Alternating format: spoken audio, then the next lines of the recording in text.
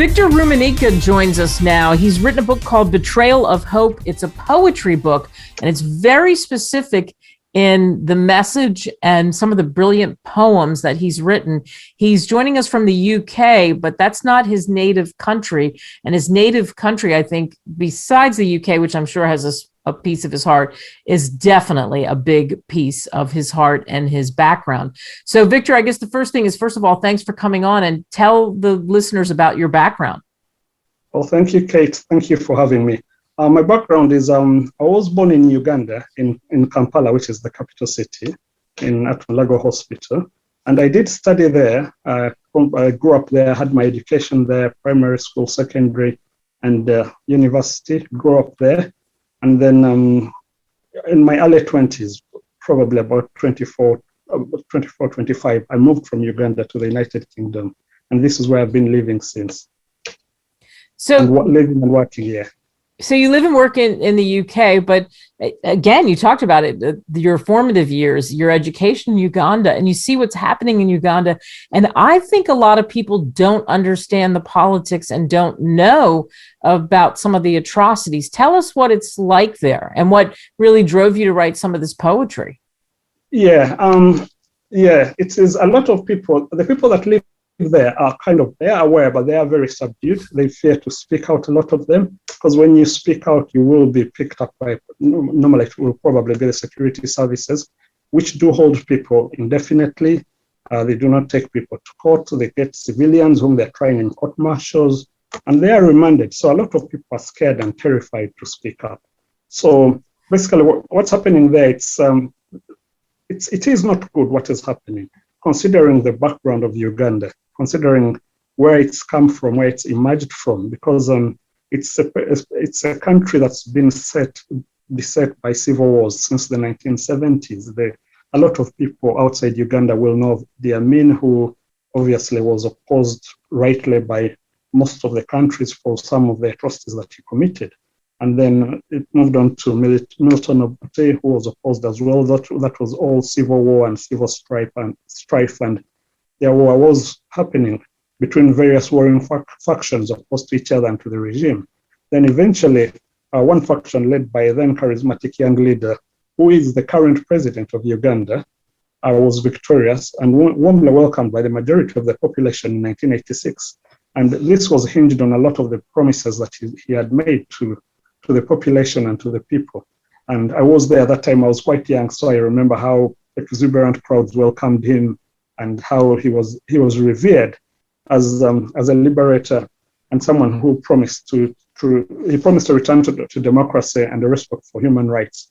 However, with the passage of time, and that's since 1986, which is about 36 years now, things kind of took a turn for the worse, really. And you don't really know whether it was for the better or for the worse, because economically, they may say the country has developed, but politically, some of the occurrences now and happenings are reminiscent of what was happening in the 1980s, 1970s. So with time, he turned on to his colleagues who were kind of opposed or not aligned to his ideas, and whom he purged and ostracized from his political party. Even it originally, which was a sole party, it was the only party before he returned multi-party politics. But then he became increasingly reliant on support of his close acolytes and close relatives who now occupy the most important positions of his regime. So 36 years later, a much younger challenger emerges, and predictably, these are people who were born around the time when he took over in 1986. So these were born around 1985, 96. And so he is now probably, he says, is about 75 years old. So he now clamps down harshly on the challengers, because a lot of them are young people, very youthful, in their early 20s, late teens, who are opposed to his rule, who are not, who don't have an awareness of where the country was in the 80s or 70s.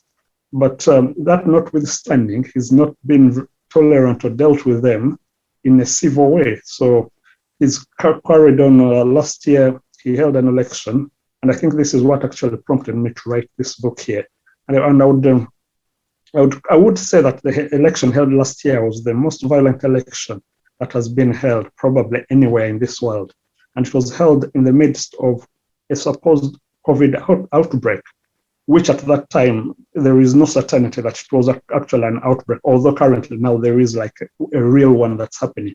So with that outbreak, using the guise of COVID-19, there was a lockdown in the whole country, with the curfews in place, lockdowns and SOPs and controlling of the movement of the population and young people. So he carried on campaigning, whereas he was curtailing the movement of the opposition people, stopping them from assembling, from addressing rallies, and people opposed to him.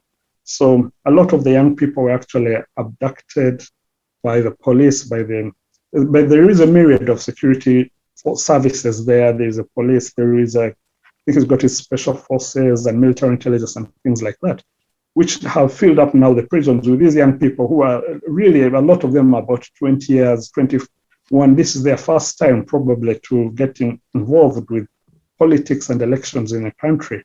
So he's taken these young people who've been supporting a candidate of their choice, but then they've been charged and taken before military courts, the court martials, on trumped-up charges, which have remanded them to prisons where they continue to hold them indefinitely without knowing when they're going to be released, when they're going to reappear. Some of them were for the last 6 months, some of them were released recently, probably yesterday. Very many are still missing. Some have lost their lives. So really, this is what, looking at it and knowing the background of the country, this is kind of what led me into writing this book. And we want to, and it is Betrayal of Hope, and you can get it on Amazon. And it's about poetry. It's a poetry book. Read us one of your poems from the book, if you would, Victor, if you'd be so kind to do that. Okay.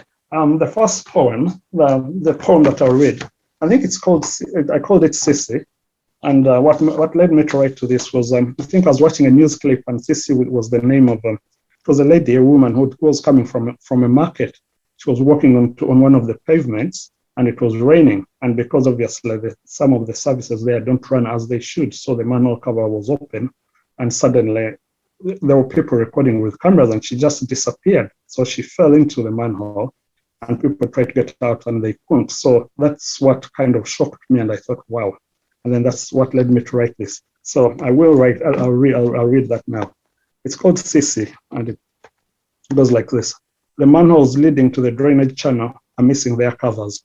During heavy downpours and flooding, it is not possible to see the gaping holes, as they are right in the middle of the flooded public walkways that those that do not drive are forced to use. She is a middle-aged woman in her late 50s, returning home from the market where she works as a vendor. She is walking blissfully in the falling rain when she suddenly disappears, consumed by one of the gaping holes. Some men try to help her out, but the current is too strong, overpowering the men and swallowing her into the vast channel that drains the city. The Limp City Council is responsible for the drainage channels, but has abdicated its responsibility. A month later, her decomposed remains are recovered, far away in a swamp by the lake, where she is identified by her clothing. Her name is Sissy Namukasa. Wow, that's beautiful. And telling us the story of it, it completely makes sense. What do you hope people take away from reading your book, Betrayal of Hope?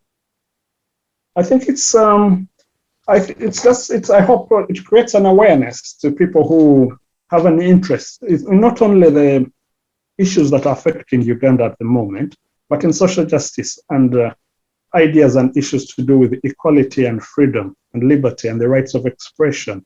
And also people abroad here, and not just in the United Kingdom or America, people and Ugandans and everywhere to pay more attention to what's going on, to show them, it's like to open their eyes to the crimes that are being committed to the population by a regime that's remained in power by the use of force while subduing and subjugating the population, who are its subjects, really. They've got no say. And also it's a way of showing the people that are there that not all hope is lost as well. Whereas, as the book says, it's betrayal of hope. So there are people that still care, even if we do not live there. We are seeing what's going on, and that's why we are speaking out. And that's why your book is so powerful. Victor Rumanyika, thank you so much. And again, Betrayal of Hope poetry book, pick it up. Let's get that awareness. Let's raise the awareness to the atrocities that are happening in Uganda. Thank you. Thank you.